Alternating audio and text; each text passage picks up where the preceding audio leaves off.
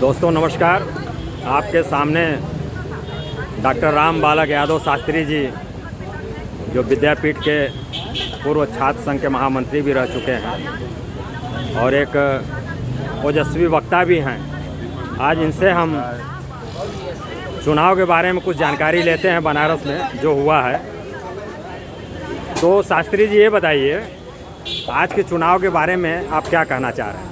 आज के चुनाव के परिप्रेक्ष्य में समाजवादी पार्टी ने इतना मजबूत, इतना मृदुभाषी और सरल स्वभाव का डॉक्टर ओपी सिंह को प्रत्याशी बनाया और बनारस की जनमानस ने बनारस की जनता ने हाथों हाथ लिया और बहुत मजबूती से लिया और ओपी सिंह चुनाव जीतने जा रहे हैं। ये इतना आप कैसे विश्वास के साथ कह रहे हैं? इसलिए विश्वास से कह रहे हैं कि ओपी सिंह के सामने कोई ऐसा उम्मीदवार महापौर का नहीं है कि उनके सामने खड़ा हो सके। कोई ऐसा उम्मीदवार नहीं है। जो भी है वो बनिया वर्ग है, वो बिजनेसमैन है। ओपी सिंह फुल्ली पॉलिटिशियन है। उनके साथ समाजवादी विचारधारा के, समाजवादी के पुरोधा प्रभु बाबू के लड़के पूर्व एमएलसी अरविंद सिंह जैसी शख्सियत खड़ी है। उनके साथ डॉक्टर उमाशंकर यादव जैसे शुद्ध प्योर समाजवादी नेता खड़े हैं। गणेश यादव जैसे लोग उनके साथ खड़े हैं। जितेंद्र यादव जैसे नौजवान खड़े हैं। कौशल सिंह गुड्डू जैसे पूर्व छात्र नेता जैसे मजबूत स्तंभ खड़े हैं। सुकुमार सिंह जैसे बीएचयू के पुराने धुरंधर नेताओं में ऐसी शख्सियत उनके साथ खड़ी है। वो कैसे हार सकते हैं? लेकिन यहाँ से तो प्रधानमंत्री सांसदीय क्षेत्र रहा है प्रधानमंत्री का। अरे प्रधानमंत्री जी और मुख्यमंत्री जी डबल इंजन की सरकार थी।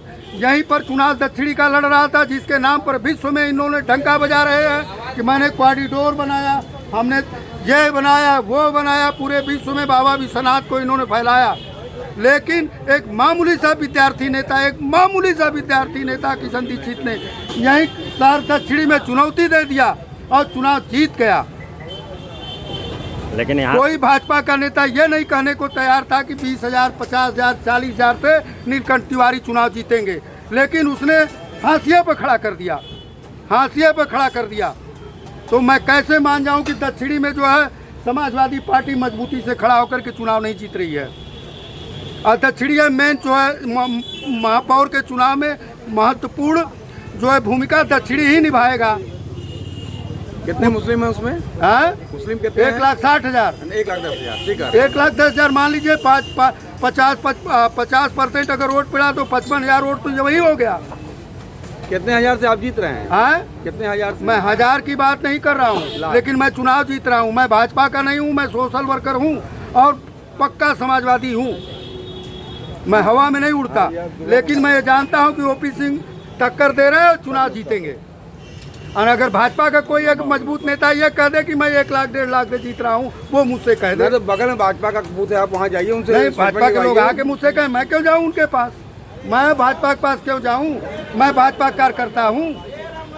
मैं कोई समय था नारायण गुरु राम बालक जी। हाँ, यहाँ अनिल श्रीवास्तव जैसे छात्र नेता भी बीएचयू के लड़े हैं। बीएचयू के अनिल श्रीवास्तव लड़े हैं। वो बहुत अच्छे हैं, बहुत बढ़िया हैं।